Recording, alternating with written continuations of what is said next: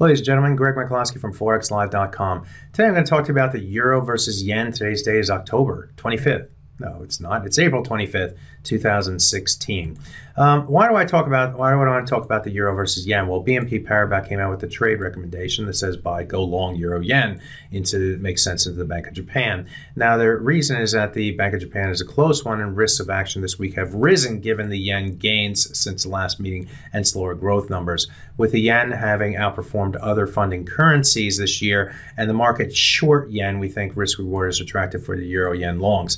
Now, so they just have a risk reward profile that says I should be long the euro yen, short the yen. Now, there's one thing that bothers me in this, and that is that they say that the market is short yen. In reality, the market is long yen. We know that from the Commitment of Traders report that came out on Friday, and that report actually said that within the futures market, the CFTC, the net position is long. In fact, it's at record long levels going back to 1992. And so if there is going to be a move higher in the euro versus yen, that would imply that there would be long positions that need to cover the yen positions and force the euro yen to the upside. If the euro yen goes higher, what does the yen do? It goes lower, right? It goes lower. What would cause the yen to go lower? Well, if there's a big long position, those traders that get off sides because they're long need to cover, and they switch their position around from being long to short. And so that's what. So I think the wording here was off, but we'll just chalk it up to bad typing or got confused or whatever. Now, the one thing that they don't say in their analysis here is any sort of risk level, any sort of profit-taking level, any sort of technical level that would give us a warm, fuzzy feeling, at least from a risk standpoint. They just say, go long, baby, it's going higher. I hope you don't trade that way. I certainly wouldn't teach you how to trade that way. So I thought I would take a look at some of the technicals and drill down from the weekly chart all the way down to the hourly chart. So let's start with the weekly chart. And if I take a look at the weekly chart, the reason why I'm doing this is because there was a key level last week that was broken and failed, okay? That key level comes against a 50% retracement of this move from this low to this high. That 50% comes in at 121.93. In addition to that, the market also fell below the low for the year, and that level came in at 122.03. That was this low right here. So in last week's trading, we went down to a low of 121.72-ish. So we went about 21 pips below the 50% retracement, and we went about 31 pips below the low price for the year. When a level gets broken, wouldn't you expect it to continue in the direction that it got broken?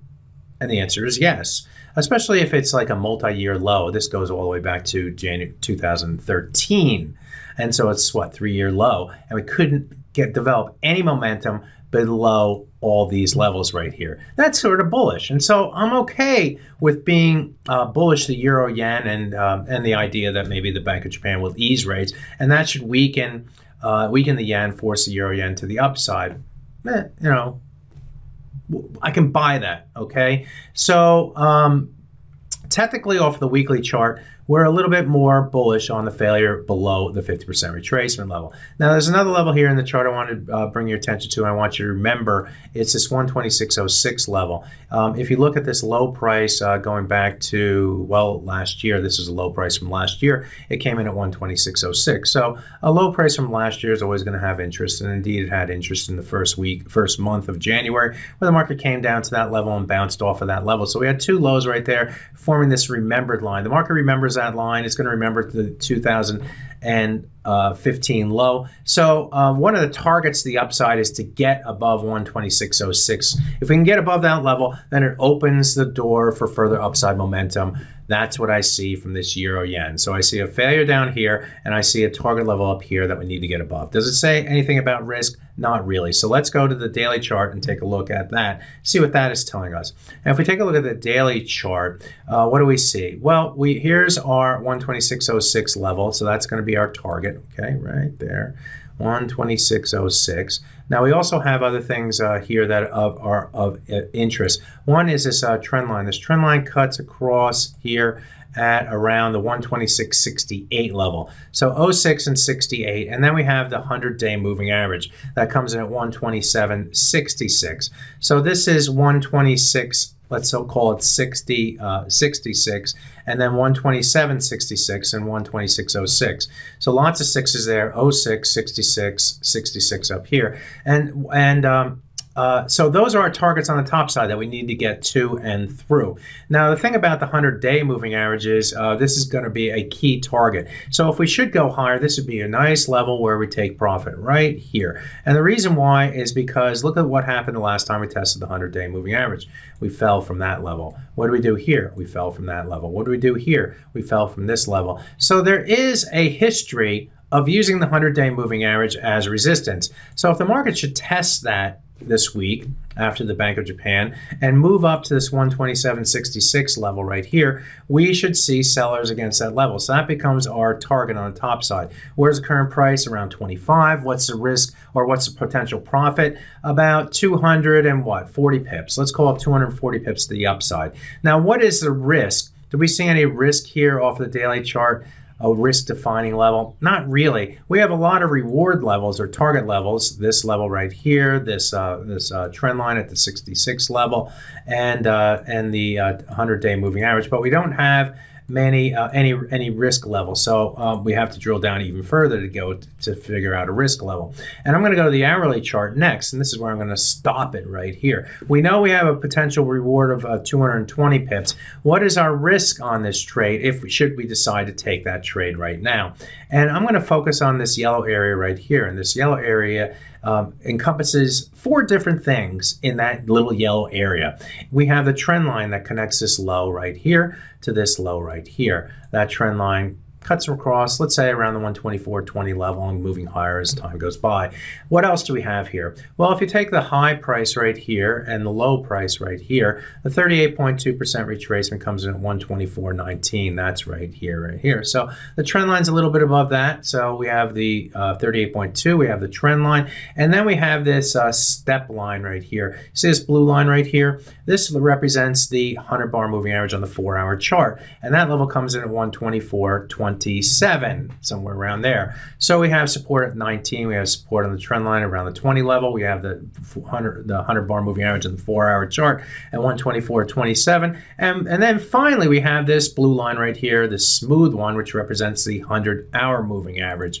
Now the 100-hour moving average, so last time we tested it was right here and here. Through this area right here, also we had the 200-hour moving average in that area right there. And what did the market do? It found support against that level, right?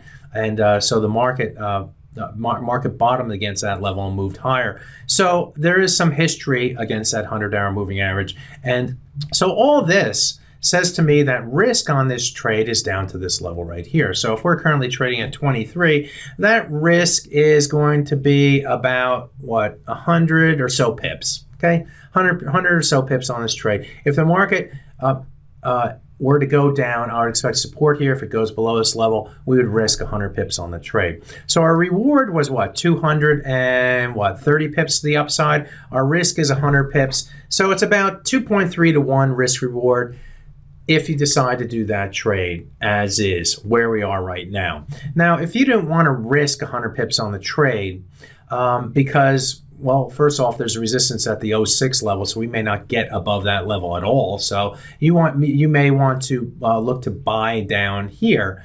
And I would say that if you were to buy here, this would be at the low for the week, and it comes in around, well, I don't know, 124. 80-ish type of level.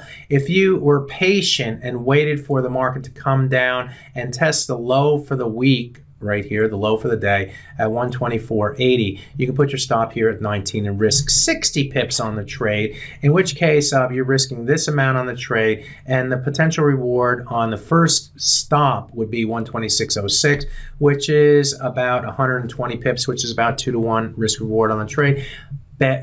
Easy trade for you. So you have some choices as a trader. One, you can go long right here and risk 100 pips, in my estimation, to potentially make 30 pips on a trade.